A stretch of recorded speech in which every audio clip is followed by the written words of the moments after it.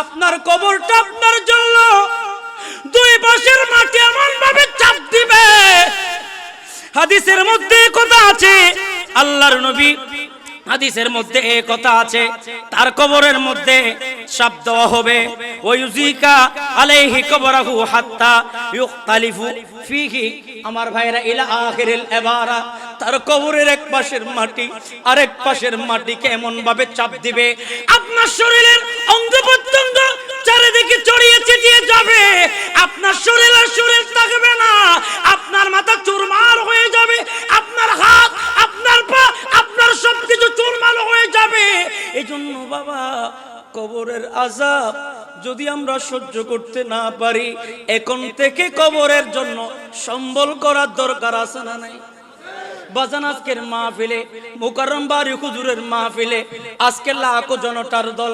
এক সময় আমরা ভাবতাম চট্টগ্রামের মানুষ এতিম, কেন চিটাঙে মনে হয় এমন কোন বক্তা উঠবে না যার মাহফিলে লাখো মানুষ। আলহামদুলিল্লাহ, আল্লাহর শুকর, আল্লামা মুকাররম বাড়ি হুজুরের মাহফিলে আজ লাখো জনতার দল আছে না নাই? বলেন আছে না নাই? প্রত্যেকটা মাহফিলের মধ্যে 20,000, 30,000, 40,000, 50,000 মানুষ কেন হয় বাজান? এটা আল্লাহর পক্ষ থেকে ঘোষণা করা হয়েছে। কথা বলেন ঠিক কিনা? আমরা বলতে পারি বাতিলদের যেমন অনেক কাজাহারি আছে, আমরাও বুকে হাত দিয়ে বলতে পারি আমাদের একজন আল্লামা মুকাররম বাড়ি আছে যার মাহফিল প্রত্যেক ক্যাটাগরির মানুষ শুনে। কথা বলেন ঠিক কিনা? আপনি বাসে গেলে সেখানে আল্লামা মুকাররম বাড়ির ওয়াজ চলে কি চলে না? আপনি অফিসে, আদালতে, ট্রেনে, বাসে, জাহাজে যেখানে যান আল্লামা মুকাররম বাড়ি সাহেব হুজুরের আলোচনা চলে, কারণ উনার এই জবানটা মুস্তাফার জন্য কুরবান করেছেন। মুস্তাফার জন্য যে হয়ে যায়, আল্লাহর গোটা দুনিয়াও তার হয়ে যায়। কথা বলেন ঠিক কিনা? আর মোহাব্বতে যদি প্রশ্নের উত্তর দিতে না পারে, সেটা হচ্ছে কবরের কথা। বলেন না কিসের কথা? কবরকে যখন আপনি ভয় করবেন, আপনার নামাজ এটা ইখলাসের সহিত হবে। কবরকে যখন আপনি ভয় করবেন, আপনার দান সদকা এটা যথাযথভাবে হবে। কবরকে যখন আপনি ভয় করবেন, মা বাবার খেদমত যথাযথভাবে হবে। কবরকে যখন আপনি ভয় করবেন, আপনার দুনিয়াদারি যথাযথভাবে হবে। কবরকে যখন আপনি ভয় করবেন, আপনার স্ত্রীদের অধিকারগুলা আপনি যথাযথভাবে দিবেন। কবরকে যখন আপনি ভয় করবেন, আপনার সন্তানের অধিকারগুলা আপনি যথাযথভাবে তাদের জন্য রেখে দিতে পারবেন। বলেন, আমরা কবর এবং হাসরের চিন্তা আমাদের আছে না নাই? দুই হাত তুলে বলেন আছে না নাই? আমরা কবরের কথা স্মরণ করতে চাই কি চাই না? আওয়াজ দিয়ে বলেন চাই কি না? কারা কারা চান না দুই হাত তুলেন তো। যাই হোক, পর্যাপ্ত পরিমাণ আপনাদের প্র্যাকটিস আছে, সে কারণে সামনে আমার যেতে হবে না। তো আমি আপনাদেরকে কুরআনুল কারীম থেকে সূরা ইনফিতর থেকে বলছিলাম, মুহসিলা মা ফিস সুদূর, যার যা আছে সেদিন প্রকাশ পাবে। আমার আমলনামা কতটুকু সেটাও প্রকাশ পাবে, আবার আমার গুনাহ কতটুকু সেটাও প্রকাশ পাবে, আমার নেকি কতটুকু সেটাও প্রকাশ পাবে। মিশকাতের মধ্যে একটি হাদিস হযরতে বারা ইবনে আযিব রাদিয়াল্লাহু তাআলা থেকে বর্ণিত। এই হাদিসের অনুবাদটা করে আমি আপনাদের থেকে বিদায় নেব। আপনারা কি বিরক্ত হচ্ছেন? বলেন না বিরক্ত হচ্ছেন?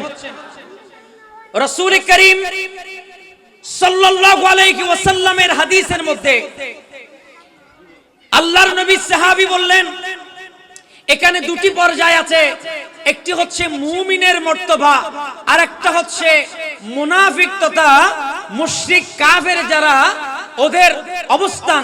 তো কাফেরের অবস্থান এমন হবে, কাফের যখন কবরে যাবে, কুরআনুল কারীমের মধ্যে আল্লাহ তাআলা স্পষ্ট ভাষায় ইরশাদ করেছেন। কুরআনুল কারীমের মধ্যে আল্লাহ বলেন, সুম্মা আমাতাহু ফাকবারা, মানুষ যখন মারা যাবে, মারা যাওয়ার পরে আল্লাহ তাআলার হুকুম হচ্ছে ফাকবারা, তাকে কবরস্থ করা হবে। একটু জোরে বলেন আল্লাহু আকবার, একটু দরুদ শরীফ পড়ুন, আল্লাহুম্মা সাল্লি আলা সাইয়্যিদিনা মাওলানা ওয়া আলা আলি সাইয়্যিদিনা।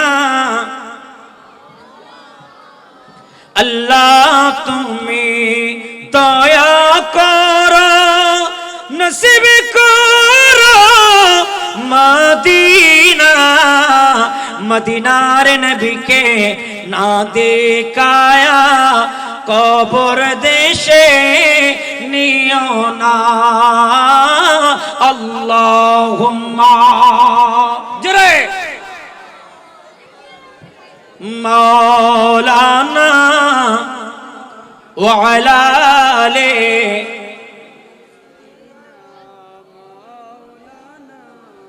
গভীর মনোযোগ আমার যুবক ভাইরা, আল্লাহর নবীর হাদিস থেকে বলছিলাম এবং আল্লাহর কোরআন।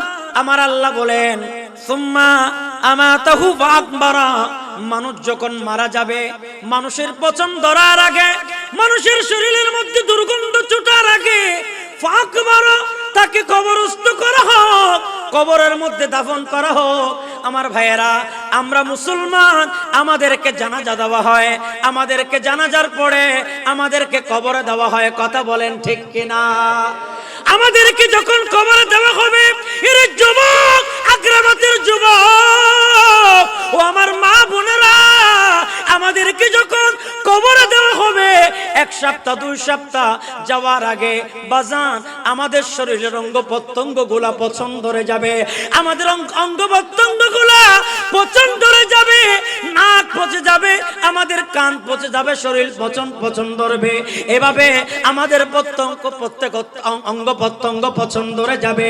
আর আমার নবী ডাক দিয়া বলেন, এরে যুবক, আল্লাহর নবী ডাক দিয়া বলেন, ওই কবরে যখন আপনি যাবেন, কবরের মধ্যে আসওয়াদানে আজরাকানে, দুজন ফেরেশতা আসবে, মালাকানে আসওয়াদানে আজরাকানে, দুজন ফেরেশতা আসবে। আর আসার পরে আপনাকে দুজন ফেরেশতা এসে বসাবেন, বসানোর পরে জিজ্ঞেস করবেন মান রব্বুকা, তোমার প্রভুকে? সে বলবে হা হা লা আদিরি, আমি জানি না। এরপর ওমান দীনুকা, তোমার দিন কি? সে বলবে হা হা লা আদিরি, আমি জানি না। তৃতীয় নম্বর প্রশ্ন করবে মা কুনতা তাকুলু ফি হাক্কি হাদার রাজুল, এভাবে আমার নবীর ব্যাপারে প্রশ্ন করা হবে। সে বলবে হা হা লা আদিরি, আমি জানি না, আমি জানি না, আমি জানি না। আবার অনেকে বলবে তিনি আমার মতো সাধারণ মানুষ, দোষে গুণে মানুষ, আমার বড় ভাইয়ের মতো মানুষ। আফসোস করে বলতে হয়, আল্লাহর নবী কারো পিতা নয়, আল্লাহর নবী কারো দাদা নয়, আল্লাহর নবী হলেন রাহমাতাল লিল আলামিন। কথা বলেন ঠিক কিনা? মা কানা মুহাম্মাদুন আবা আহাদিম মির রিজালিকুম ওয়ালাকিন রাসূলুল্লাহি ওয়া খাতামান নবিয়্যিন। উচ্চ স্বরে বলুন না সুবহানাল্লাহ। আমার আল্লাহ কুরআনুল কারীমের মধ্যে বলে, এর আক্রামাতের যুবক, আমার নবী কারো বাবা নয়, কারো বাবা নয়, আমার নবী রাহমাতুল লিল আলামিন, আমার নবী সৃষ্টির সেরা নবী, আমার নবী রাহমাতুল লিল আলামিন, আমার নবী দৌলত জাহানের বাদশা, আমার নবী কবরে হাসরে পুলসিরাতে যিনি আপনাকে তরাবেন, বাঁচাবেন, কবর নেবেন, তিনি হলেন আমার নবী। কথা বলেন ঠিক কিনা? আরো জোরে বলেন ঠিক কিনা? আর ওই নবী যখন ওই নবীর ব্যাপারে প্রশ্ন করবেন, আর তিনি বলবেন হা হা লা আদিরি, আমি জানি না, তখন আমার বাবারা আসমান থেকে ফেরেশতা ডাক দিয়ে বলবে কাযাবা, সেই মিথ্যা কথা বলেছে, কাযাবা, সেই মিথ্যা কথা বলেছে। এবার দুজন ফেরেশতা তার কবরের ভিতরে ঢুকে যাবে। ওই দুজন ফেরেশতা ঢুকার পরে আমার যুবক ভাইরা এমন ভাবে হাতের মধ্যে একটা হাতুড়ি থাকবে, ওই হাতুড়ি দিয়া আঘাত করতে করতে, আমার ভাইয়েরা, মিশকাতের হাদিস, আবু দাউদের হাদিস, কিতাবের মধ্যে এভাবে বলা হয়েছে, তাকে যখন আঘাত করা হবে, সে বলবে, আমার ভাইয়েরা, তাকে যখন আঘাত করা হবে, এটা এমন জিনিস, আমা আসাম মাহু মিরজাবাতান মিন হাদিদি, এটা হচ্ছে লোহার একটা হাতুড়ি। কিসের হাতুড়ি? লোহার হাতুড়ি। এবং ওই হাতুড়ি দিয়ে লৌ দুরিবা বিহা জবলুন লাসর, যদি পাহাড়ের মধ্যে ওই হাতুড়ি দিয়ে আঘাত করা হয়, ওই পাহাড়টা রুইয়ের মধ্যে চুরমার হয়ে যাবে, পাহাড়টা চুরমার হয়ে যাবে। আমার নবী হাদিসের মধ্যে বলে, রে উম্মত, এরে উম্মত, কবরে কিভাবে থাকবা? যে হাতুড়ি দিয়া পাহাড়ের মধ্যে যদি আঘাত করা হয়, পাহাড়টা চুরমার হয়ে যাবে। তোমার হয়ে যাবে। এই জন্য আমার নবী বলে দুনিয়াতে সময় থাকতে তোমরা ভালো কাজ করো, দুনিয়াতে বা সময় থাকতে মা বাবার সেবা করো, কবরের কথা চিন্তা করো। এই জন্য আমার ভাইরা সূরা ইনফিতরের মধ্যে আল্লাহ তাআলা আয়াত নাজিল করেছেন, ইদাস সামাউ ফাতারাত ওয়া ইদাল কাওয়াকিবু তাসারাত ওয়া ইদাল বিহারু ফুজ্জিরাত ওয়া ইদাল কুবুরু বুসিরাত। উচ্চ সুরে বলুন না আল্লাহু আকবার। এমন একটা দিন আসবে যেই দিন আল্লাহ কবরের মুর্দাগুলো জিন্দা করে নেবে। কবরের মুর্দাগুলো জিন্দা করে তাদেরকে বলবেন, তাদেরকে প্রশ্ন করা হবে। আর কোরআনুল কারীমের মধ্যে আল্লাহ বলে ইদা সুম্মা ইদা শাআ আনশারাহু, আল্লাহ যখন ইচ্ছা করবেন তাদেরকে পুনরুজ্জীবিত করবেন। আর পুনরুজ্জীবিত করার পরে তাদেরকে জিন্দা করে তাদেরকে প্রশ্ন করা হবে, তোমাদের রবকে, তোমাদের দিন কি, তোমাদের নবী কি? যদি প্রশ্ন করতে পারেন বাজান, আপনার আমার জন্য জান্নাত আছে না নাই? আরো জোরে। আমি আবু দাউদ শরীফের হাদিসটা বলছি আপনাদেরকে, আপনারা বিরক্ত হচ্ছেন। কবর আমার আপন, কাফন আমার সাথী, ওই কবরে যেতে হবে, থাকবে না কেউ সাথী।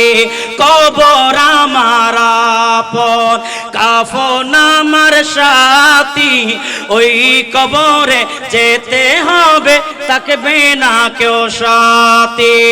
সালাতুন ইয়া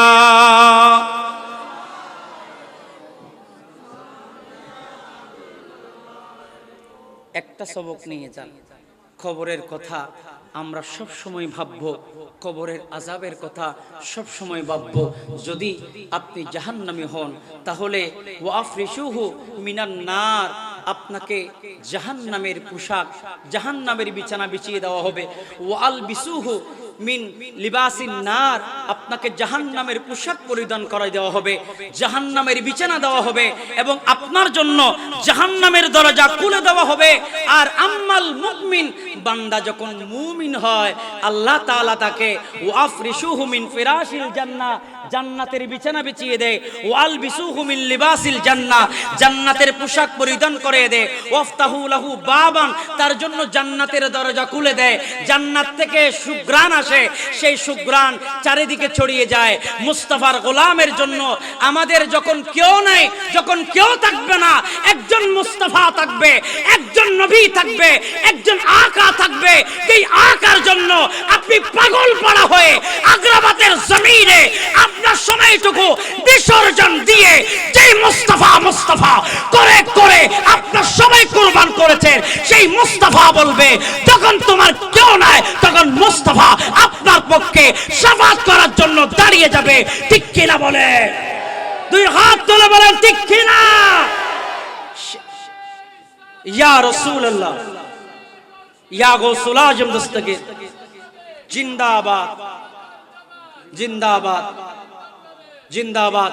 তাহলে সেই মুস্তাফার পক্ষে আমরা থাকব, নবীর পক্ষে আমরা থাকব, কবরকে বেশি বেশি ভয় করব এবং কবরের হিসাবটা এজন্য বেশি মিথ্যা কথা, অর্থাৎ মিথ্যা কথা থেকে আমাদেরকে দূরে রাখে কবরের আযাব। মা বাবার খেদমত করবেন, এটার মাধ্যমে আপনি জান্নাতি হবেন। 5 ওয়াক্ত নামাজ আপনি পড়বেন, এভাবে এই নূরানি মজলিসগুলা আপনারা ধরে রাখবেন। মওলা আমাদের সবাইকে কবুল করুক, সকলে বলুন আমিন। আমাকে মাহফিল কমিটি মূল্যবান সময়টুকু আমার ভাইজানের কুরবান করে দিয়েছেন, এজন্য আমি অত্যন্ত শুকরিয়া আদায় করছি। আমি তো আপনাদের পাশেরই একটা মসজিদের খেদমতে আছি, আর মাদ্রাসা তো আপনারা জানেনই। তো আমি আর লম্বা করছি না, আমাদের সাথে সব সময় দেখা হবে। আর আপনাদের কাছে দোয়া চাই, আল্লাহ তাআলা আপনাদের দোয়া থাকলে ইনশাআল্লাহ সুন্নিয়তের ময়দানে আরো বেশি যাতে খেদমত করতে পারি, আল্লাহ তাআলা সেই তৌফিক আমাদেরকে দান করুন, আমিন বলেন না? তো আমি বড় ভাইজানকে একটা দেব, আর যাদের লাগবে আপনাদের একটা একটা বই, এটা ঈমান আমলের জন্য ইসলামে যত সর্বোত্তম আমল আছে প্রত্যেকটি আমল আপনি এখানে পাবেন। একটি বই আপনারা সংগ্রহ করে নিতে পারেন যদি মন মানসিকতা ভালো থাকে। টাকা বড় জিনিস নয়, এক সময় এটা অনেক বিশাল কাজে লাগবে। যাদের লাগবে একটা একটা করে সংগ্রহ করে নিতে পারেন। আর আমি এটা আমার পক্ষ থেকে মারহাবা।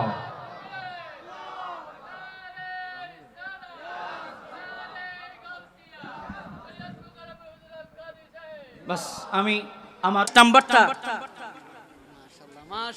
আমি তো বলবো যে আমি 2 কোটি টাকা মুকাররম বাড়ি হুজুর থেকে পাইছি। মারহাবা বলেন না মারহাবা। নারে তাকবীর, নারে রিসালাত, নারে গাউসিয়া। হুজুর আল্লামা মুকাররম বাড়ি সাহেব কিবলা।